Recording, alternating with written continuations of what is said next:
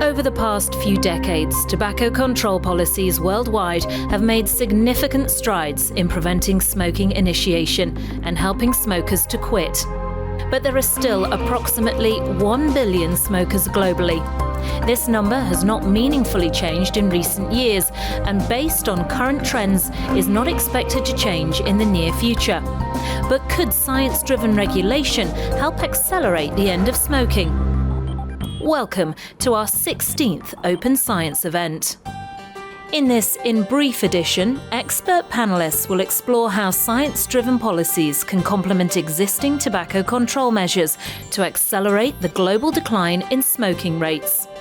They'll look at how misconceptions around nicotine have led to policies that may not adequately address the primary cause of smoking-related diseases. We will learn how a pragmatic public policy approach and risk-proportionate regulation can accelerate the decline in smoking. And we'll hear examples from the countries that have embraced science-based approaches to accelerate the decline in smoking rates. Our three expert panellists will also examine the central role of scientifically substantiated smoke-free products in this strategy. They'll delve into all these topics in detail, with moderation by former journalist Suki Hare. Join us as we learn how science-driven policies can transform tobacco regulation and create a healthier future for all. Welcome to the event. Hello and welcome to the 16th Open Science event with 3 PMI guests, 2 here in the studio and 1 online. A reminder that this is a pre-recorded session and it will be available on the usual platforms, LinkedIn, YouTube and the Open Science platform. We are, of course, discussing science-driven policies, the key to better outcomes. We're going to hear from our guests very shortly, but I'd like them to introduce themselves and see what they do on a day-to-day basis. First, Yvonne, can you tell us what you do for PMI? Hi, Suki. I'm a pharmacist with a doctorate in pharmacology. At Philip Morris, I have the exciting role of communicating science updates on smoke-free products to a diverse range of audience. I believe in the power of honest and open communication, and hence I look forward to engaging with you today. So I'm Claude Giron. I'm a Swede, and I work for Swedish Match in the Nordics. It's an affiliate of Philip Morris. I'm a cardiologist by training and been with the company for 8 years. So what I do on a day-to-day basis is basically scientific communication in the context of regulation to different audiences, like physicians, scientists, journalists, and of course regulators. Hi, Suki. My name is Agnieszka Wyszyńska-Schulz. I'm Polish. I have spent more than 20 years in regulatory affairs. In my current role at PMI, I lead our global efforts in regulatory and product policy development and evidence-based advocacy to support innovation towards better alternatives to smoking. And I'm really looking forward to having a discussion with you today. And we look forward to having you here today. Thank you very much for joining us all. I just want to start off with you, Agnieszka. In terms of the title of this event, Science-Driven Policies, what do we mean by that?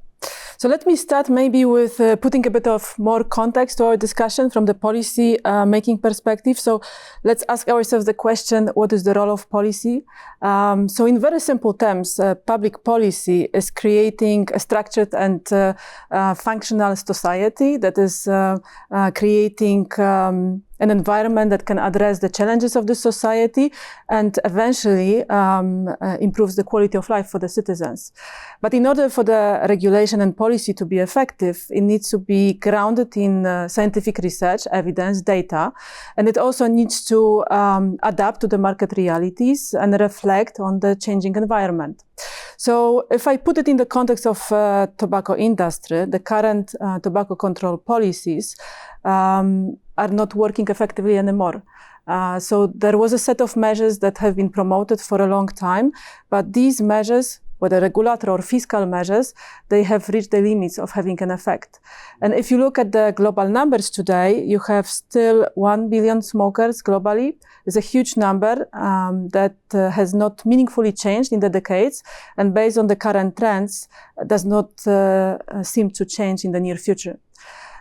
So what do you mean by sort of regulations keeping up with market realities? What do you mean by that? Well, from my experience of engaging with policymakers, there is a big challenge to embrace innovation, to embrace new technologies, and there are a number of reasons for that. One of them being that these are the new products. There is a lot of science behind them, but they are not very well understood by policymakers. And this is obviously the role for the scientists as well to chip in and explain what is the science behind these products, what is their role, and how they can benefit public health policies. Second thing is very simple. Existing tobacco regulation can be very slow in adapting to market realities. So effectively, it's restricting adoption of innovation. And last but not least, and which is very common, the policymakers are very much used to the conventional type of tobacco control policies. And it's very difficult for them to change the mindset and to shift from approaches that are very familiar to them.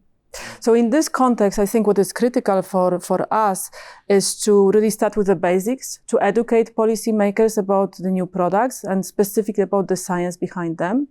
And here, when we talk about science, it is critical to also address the misconceptions around nicotine. Because today, the perception of many regulators is that because smoke-free products contain nicotine as cigarettes, they are equally harmful to cigarettes. And obviously, this is then reflected in the policy making, which is not the right way. And obviously, nicotine is addictive, not risk-free, but it's not the primary cause of smoking-related diseases. And these are the basics of the science that needs to be explained to the regulators in order to start shaping the policies in the right way. And you're the one that has to explain that to regulators. So you talk about misconceptions of nicotine. What is that? What does that look like? I think for the last couple of years, the knowledge around the smoke-free products has increased. The number of publications has increased almost exponentially, and it's. I think we have to be fair. It's hard for regulators to keep up with everything that's happening. And I'm thinking about myself when I worked as a cardiologist. I rarely thought about the importance on how nicotine was delivered to the body, because nicotine is so linked to cigarette and cigarette smoking, as you don't really think about that. It's also very easy for the brain to make thought errors. For sure, cigarettes are harmful. Cigarettes contain nicotine. And it's easy to think that because of that, nicotine must be very harmful. But that is actually not what science is telling us. Because if you look at the evidence, of course, nicotine is addictive. It's not risk-free, but it's not what makes cigarettes so deadly. Instead, it is the combustion process in the cigarettes, the burning of tobacco, that creates a mixture of chemicals, including carcinogen, including toxicants, which leads to cardiovascular disease, which leads to lung disease, which leads to cancer.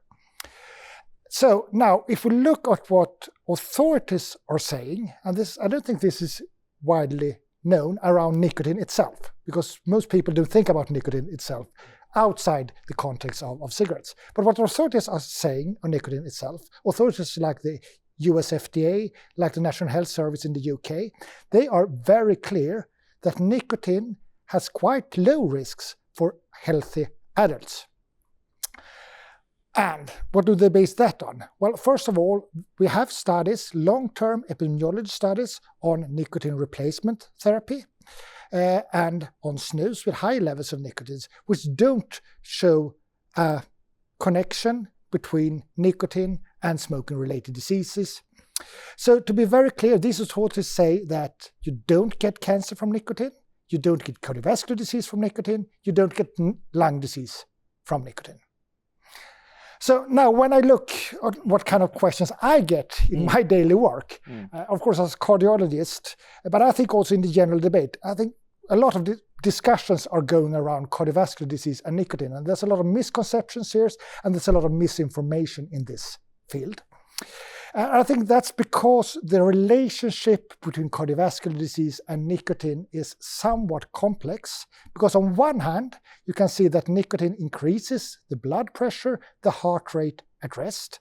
But on the other hand, we have long-term studies, as I mentioned, on nicotine replacement therapy, but also on snus with high nicotine levels, which don't show a relationship between nicotine use and cardiovascular disease.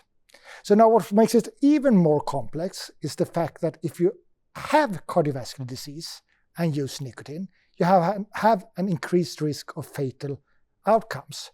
So as a clinician explaining this to other people, I tend to think in this way: even if the substance don't give you the disease, once you have the disease, you take away some of that reserve capacity in the body, in a body that's already stressed from the underlying disease, and then you have increased risks. So that's why nicotine should not be used by people who have cardiovascular disease.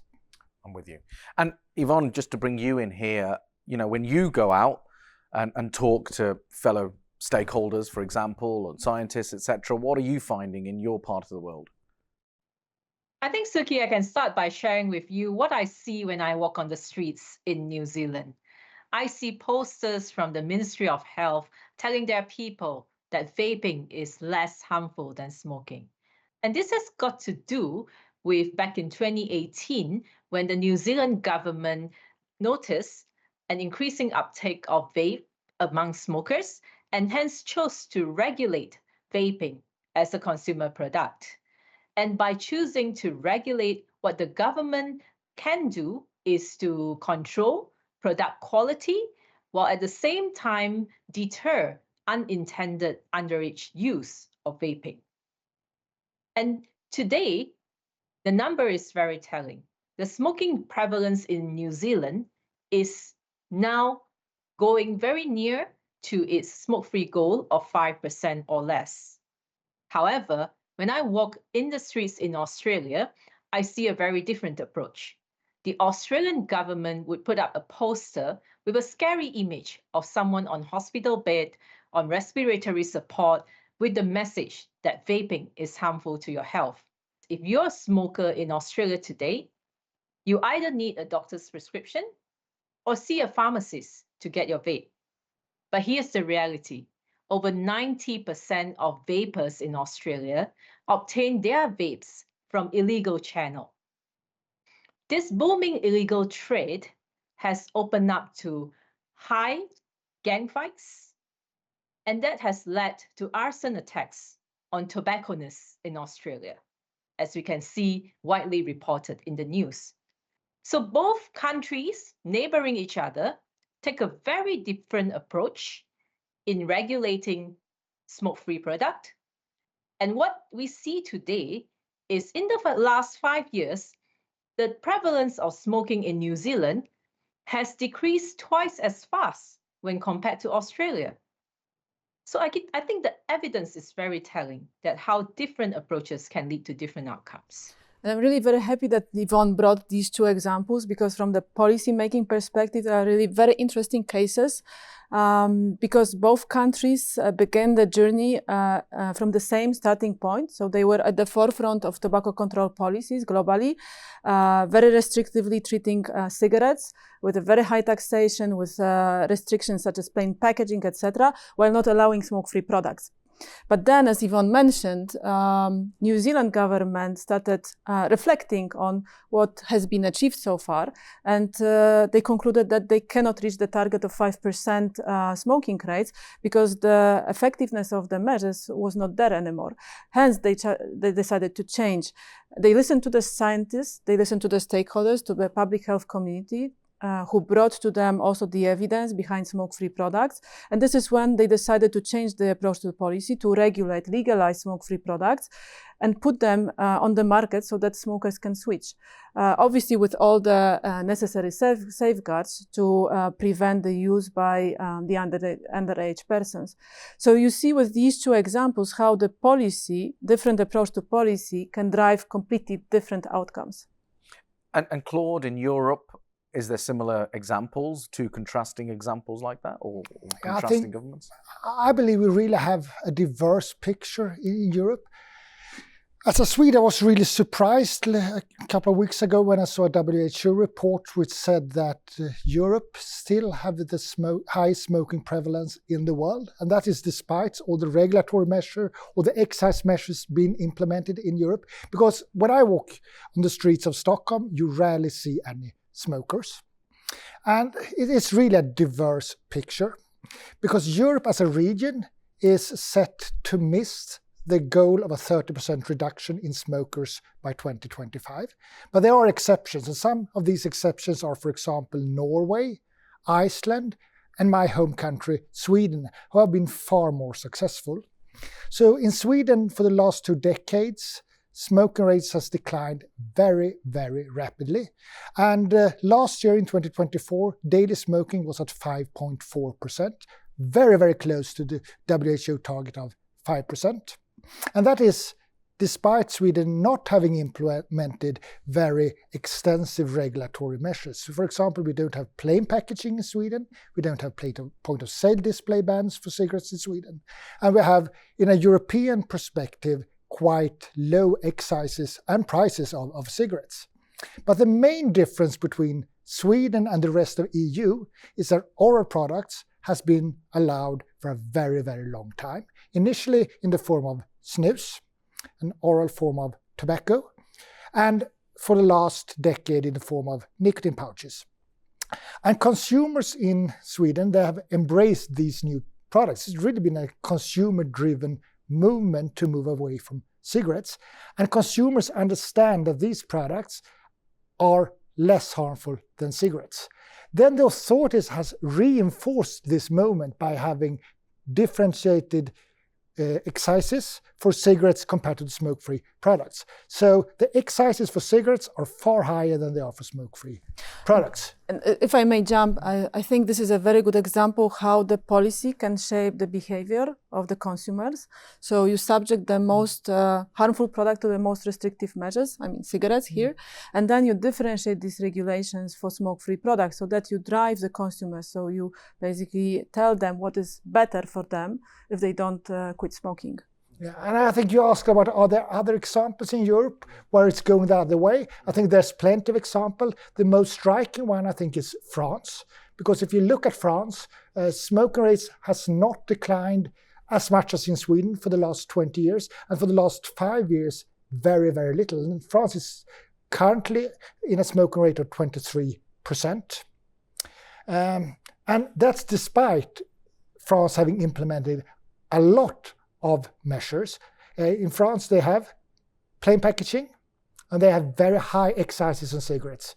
And cigarette prices are much, much higher than in Sweden.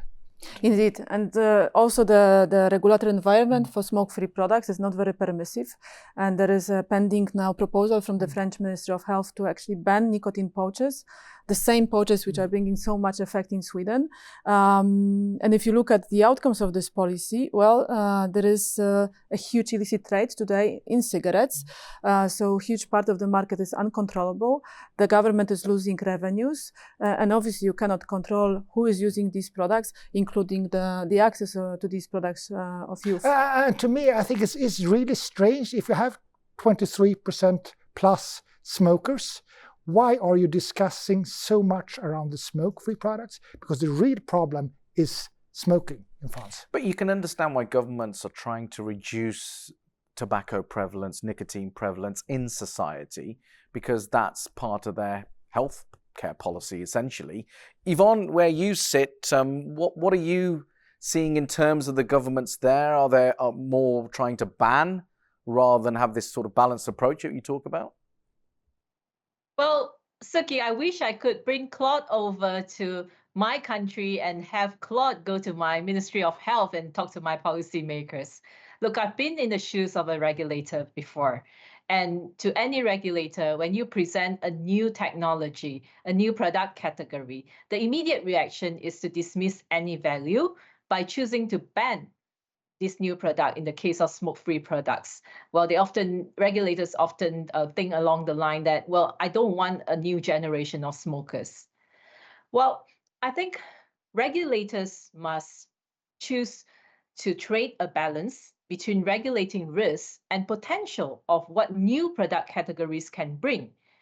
The problem today is that we have 1 billion smokers. There are millions of lives at risk from the harms of smoking. And we know that smokers want to switch to less harmful products away from the harms of cigarette smoking. So good policy making calls for achieving a good balance between acknowledging the risks and also allowing regulated access to the intended group of the population in order to have mass switching away from smoking. It's interesting you mentioned generation ban because that has been touted in a few countries, one in the UK, for example. So in terms of generation ban, I think what the policymakers are trying to do is make sure that it don't get into the hands of young people, youth. And that has become an issue, hasn't it, with vaping?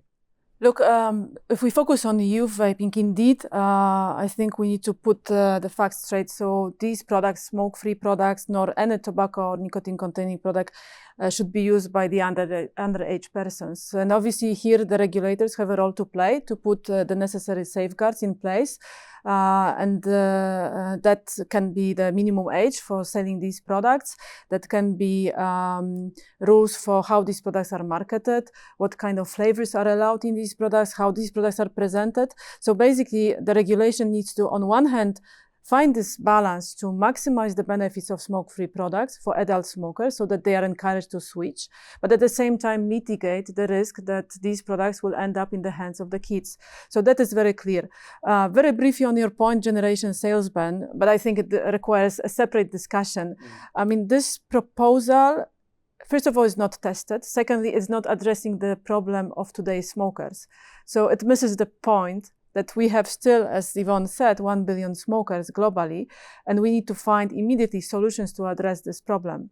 And if I think of other countries in other regions, actually among these 1 billion smokers, you have smokers in countries such as India, Turkey, Brazil, just to give a few examples. And these are the countries that explicitly ban smoke-free products. So basically they deny the access to smoke-free, better alternatives to cigarettes to the adult smokers. Instead, they in a way encourage the trade in cigarettes and perpetuate smoking.